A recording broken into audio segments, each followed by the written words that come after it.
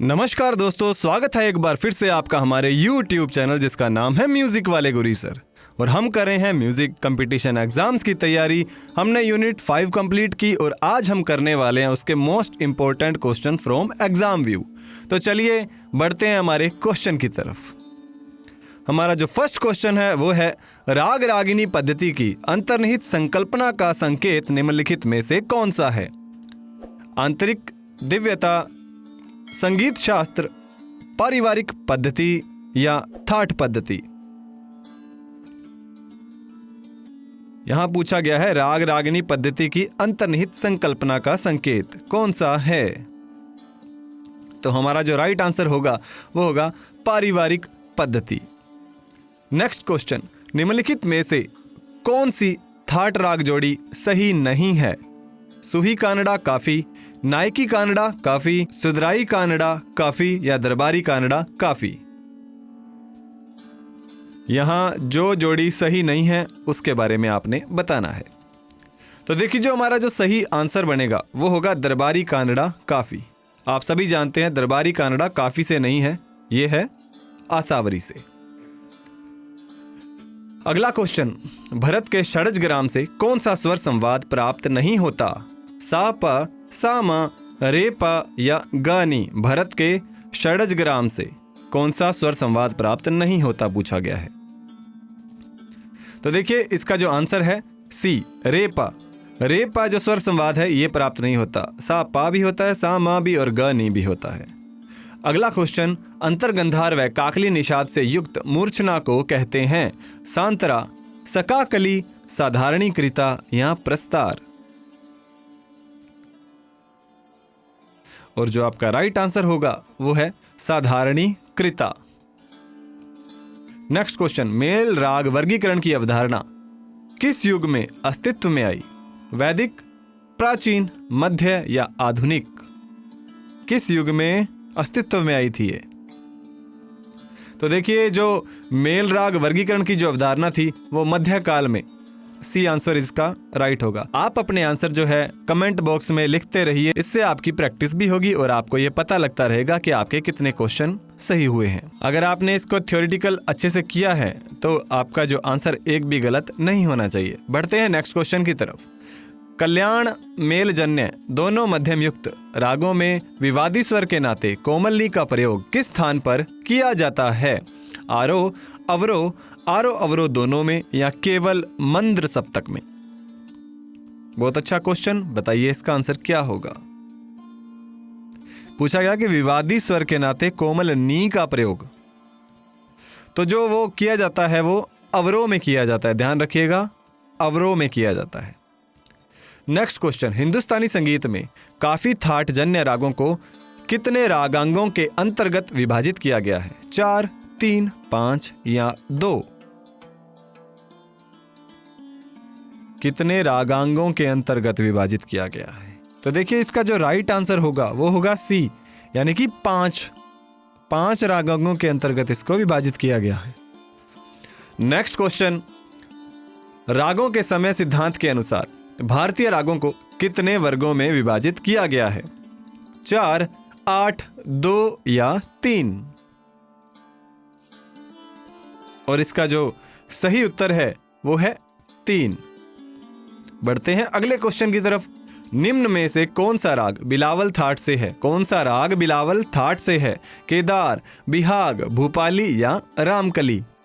बड़े ही संयम से उत्तर दीजिएगा इसका। तो देखिए, जिसका राइट आंसर है वो है बिहाग। बिलावल थाट का राग है बिहाग। अगला क्वेश्चन, 2 रागों का मिश्रण कहलाता है? मिश्र राग, छायालग राग, संकीर्ण राग या विकृत राग? तो देखिए, जो 2 रागों का मिश्रण है वो छायालग राग कहलाता है। बढ़ते हैं अगले क्वेश्चन की तरफ। निम्न में से कौन सा मेल बिलावल थाट के समान है? मेघ कल्याणी, खरहर प्रिया, धीर शंकराभरणम या हरि काम्बोजी? बिलावल थाट के समान कौन सा मेल है? तो देखिए, जिसका जो सही उत्तर है वो होगा सी, धीर शंकराभरणम। ठीक है, बढ़ते हैं अगले क्वेश्चन की तरफ। आर्ष भी नाम है। आर्ष भी किसका नाम है? मूर्छना का, जाति का, तान का या गमक का? तो देखिए, जो आर्ष भी नाम है वो है जाति का। किसका नाम है? जाति का, ध्यान रखिएगा। नेक्स्ट क्वेश्चन, प्राचीन काल में कितने जाति लक्षण उल्लिखित थे? 5, 8, 10 या 12?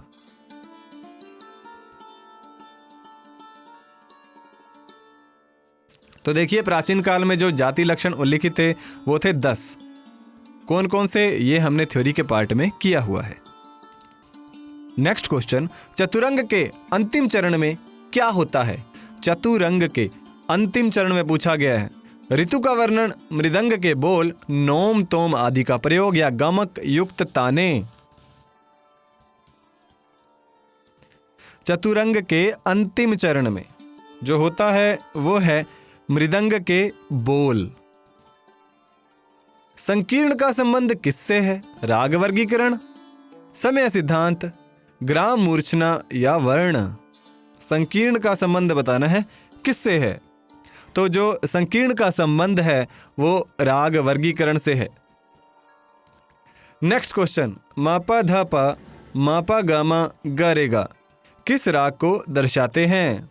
ये स्वर समूह बताना है किस राग को दर्शाता है। पूर्वी, पूरिया धनाश्री, बिहाग, पूरिया कल्याण। देखिए, हमने ये पढ़ा था कि जो दर्शाता है वो पूर्वी को दर्शाता है, ध्यान रखिएगा। नेक्स्ट क्वेश्चन, प्रमुख राग के वर्णन के बाद कौन सा राग संगीत गायन को पूर्ण करने के लिए उपयुक्त होगा? प्रमुख राग को जब गा देते हैं उसके बाद में जब उसको पूर्ण करना है संगीत गायन को, तो कौन सा राग गाया जाता है? ये मैंने बड़े डिटेल से बताया था आपको। तोड़ी, शुद्ध सारंग, भैरवी या बागेश्वरी? बताइए इसका राइट आंसर क्या होगा। और इसका जो सही उत्तर है वो है भैरवी। भैरवी जब लास्ट में गाया जाता है तो संगीत गायन को पूर्ण माना जाता है।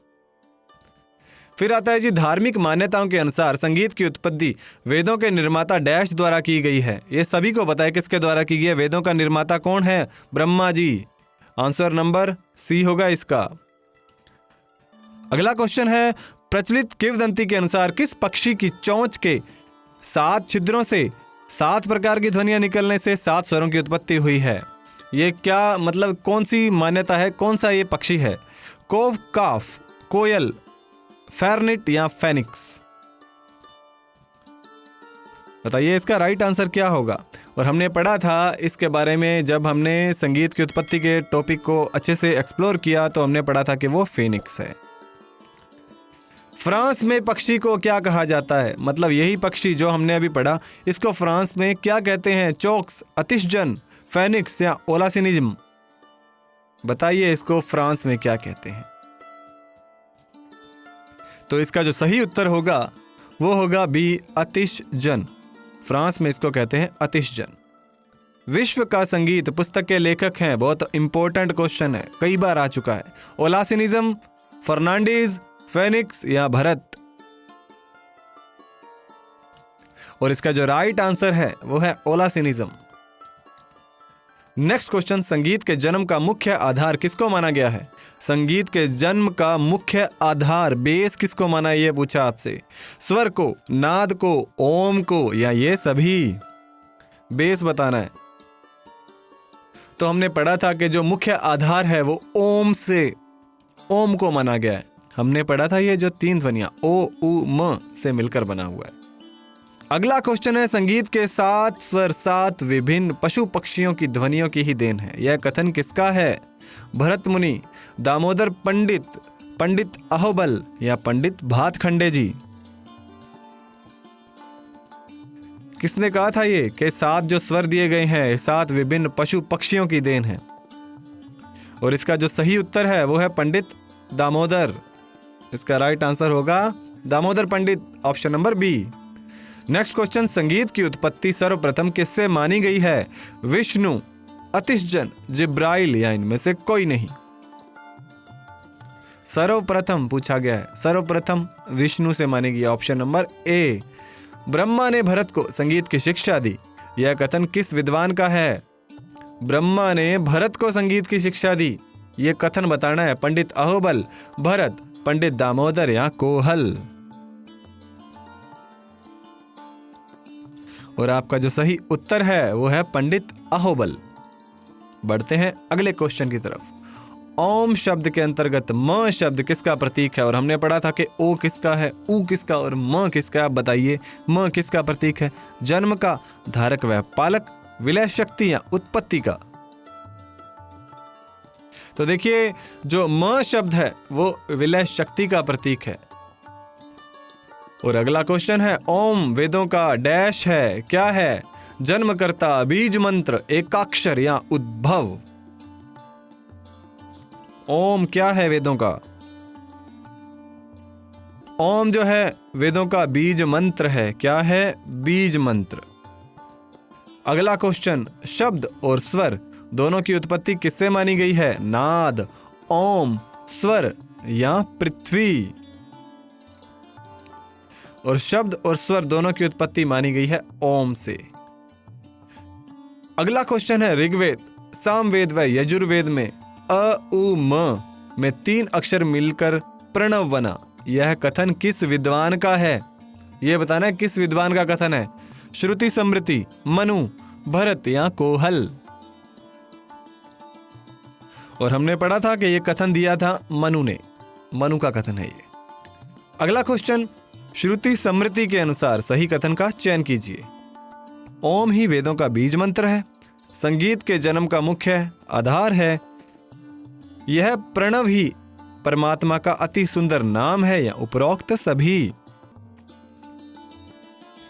और आपका जो सही उत्तर है वो है ओम ही वेदों का बीज मंत्र है। अगला क्वेश्चन, पहले मनुष्य ने चलना, बोलना आदि क्रिया सीखी और तत्पश्चात उसमें भाव जागृत हुए, फिर उन भावों की अभिव्यक्ति के लिए संगीत की उत्पत्ति हुई। यह कथन किस विद्वान का है? जेम्स लॉक, लोचन, कीट्स या भरत। बताइए किस विद्वान ने यह बात कही? और यह बात जो कही थी वो थे जेम्स लॉक। अगला क्वेश्चन, हल्टोरिश आइबो द्वारा लिखित पुस्तक का नाम बताइए। The philosophy of India, the history of Indian music, the history of music या इनमें से कोई नहीं। देखिए जो हल्टोरिश आइबो थे उन्होंने जो पुस्तक लिखी वो थी the history of music. Understand?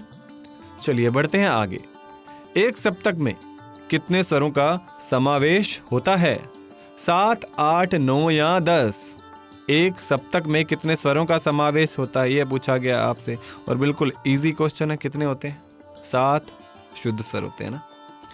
वैज्ञानिक दृष्टिकोण से संगीत की उत्पत्ति का आधार माना गया है ध्वनि आंदोलन को, पृथ्वी के दबाव को, वायु के दबाव को या इनमें से कोई नहीं। वैज्ञानिक दृष्टिकोण से संगीत की उत्पत्ति का आधार जो माना गया है वो है ध्वनि आंदोलनों को। हम ध्वनि आंदोलन ही तो पढ़ते हैं इसमें। आगे बढ़ते हैं। 7 स्वरों के क्रमबद्ध स्वर समूह को कहा जाता है। बहुत इजी है। स्वरांजल, सप्तक, संगीत या संगीतमय धुन। तो इसका जो सही उत्तर है सप्तक है। सभी को पता है, टाइम वेस्ट नहीं करेंगे। आगे, जिस सप्तक को साधारण आवाज से दुगनी आवाज में गाया बजाया जाता है उसे क्या कहते हैं? दुगनी आवाज में। सभी को पता है ये क्या कहते हैं इसको। देखिए इसका जो राइट आंसर है बिना ऑप्शन के बता देता हूं आपको, तार सप्तक। साधारण से दुगनी तार, और साधारण से अगर नीचे आ जाएंगे तो बताइए कौन सा सप्तक होगा।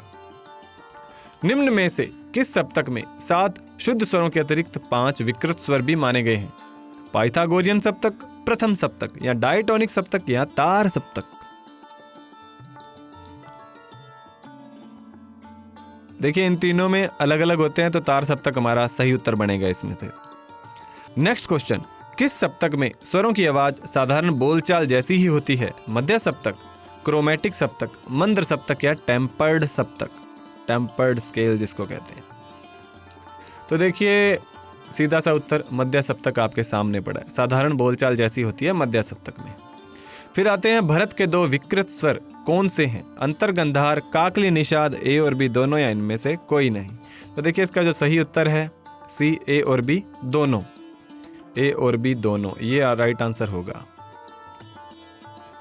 वे स्वर जो अपने निश्चित स्थान से कुछ हटकर प्रयोग किए जाते हैं क्या कहलाते हैं? कोमल, चल स्वर, अचल स्वर या तीव्र स्वर? देखिए, जो अपने स्थान से हट गए, अब कई जाएंगे कोमल स्वर पे जाएंगे, कई तीव्र पे जाएंगे, पर वो होते क्या है? चल स्वर होते हैं। मतलब अपना जो है एक दूसरा रूप धारण किए होते हैं, चल स्वर। और आप साथ ही साथ ये भी बताइए कि एक सप्तक के अंदर जो अचल स्वर हैं वो कितने होते हैं और उनके नाम क्या क्या हैं। अगला क्वेश्चन, डैश को शुद्ध सप्तक माना गया है? मूर्छना, आलाप, ख्याल या बिलावल थाट? सीधा उत्तर पड़ा है इसका, बिलावल थाट राइट आंसर है। अगला क्वेश्चन देखिए, किस सिद्धांत के अनुसार किसी संगीत प्रणाली का स्वर सप्तक संवादी स्वरों से बनता है, जिसका निर्धारण वैज्ञानिक प्रक्रिया से किया जा सकता है? किस सिद्धांत के अनुसार है ये? मनोवैज्ञानिक सिद्धांत, सामाजिक सिद्धांत, ध्वनि सिद्धांत या इनमें से कोई नहीं? और इसका जो सही उत्तर होगा वो है ध्वनि सिद्धांत। ठीक है, ध्वनि सिद्धांत। अगला क्वेश्चन देखिए, भारतीय संगीत में मूलभूत स्वर को क्या कहते हैं? मूलभूत स्वर को षडज, पंचम, मध्यम या निषाद? और आपको देखने से ही उत्तर मिल रहा है, आपको षडज कहते हैं। बेस नोट हम यही लेते हैं, षडज। फिर निम्न में से क्या आधुनिक ध्वनि विज्ञान का प्रमुख संवाद है? षडज, षडज मध्यम, षडज पंचम, षडज तार षडज या ये सभी?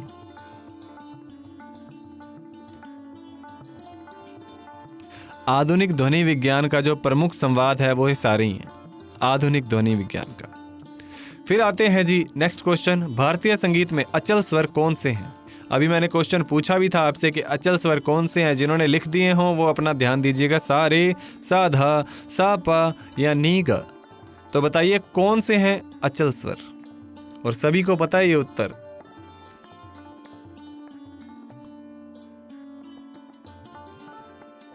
तो जो अचल स्वर हैं वो हैं सी, सा और प, क्योंकि ये इनका कोई भी हमें दूसरा रूप सप्तक में देखने को नहीं मिलता।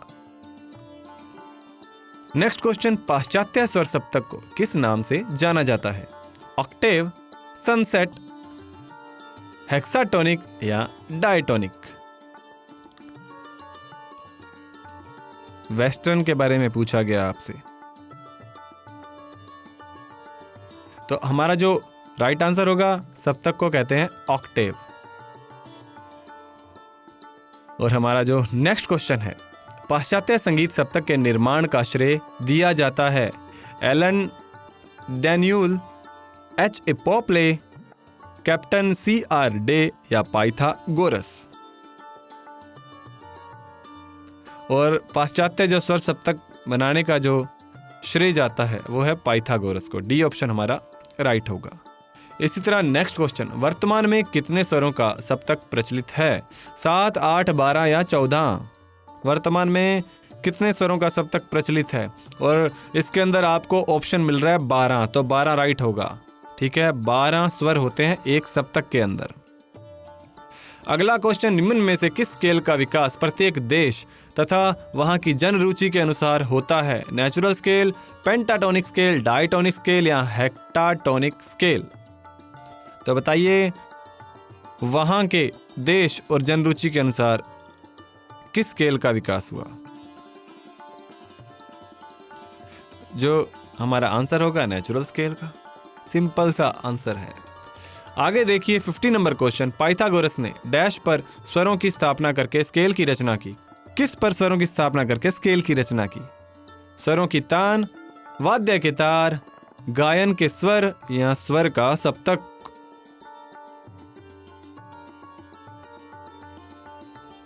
और हमारा जो राइट होगा वाद्य के तार, ऑप्शन नंबर बी हमारा सही उत्तर है। तो आज की क्लास में हम करेंगे 50 क्वेश्चन और बाकी के क्वेश्चन मैं आपको नेक्स्ट पार्ट में देने वाला हूं। और हमारे साथ बने रहिए। वीडियो अच्छी लगे तो लाइक जरूर कीजिएगा, अपने दोस्तों के साथ शेयर कीजिएगा। ऐसा कंटेंट, बड़ा ही अच्छे अच्छे क्वेश्चंस और आपके लिए पूरी की पूरी सीरीज़ बिल्कुल मैंने फ्री कर रखी है, फ्री ऑफ कॉस्ट। और आप इसका बिल्कुल लाभ उठाइए, अपने दोस्तों के साथ भी शेयर कीजिए, खूब पढ़िए और अपने जो एग्ज़ाम्स हैं उनको क्रैक करते रहिए। तो मिलते हैं अगली वीडियो के अंदर, तब तक पढ़ते रहिए, बढ़ते रहिए। जय हिंद, जय भारत।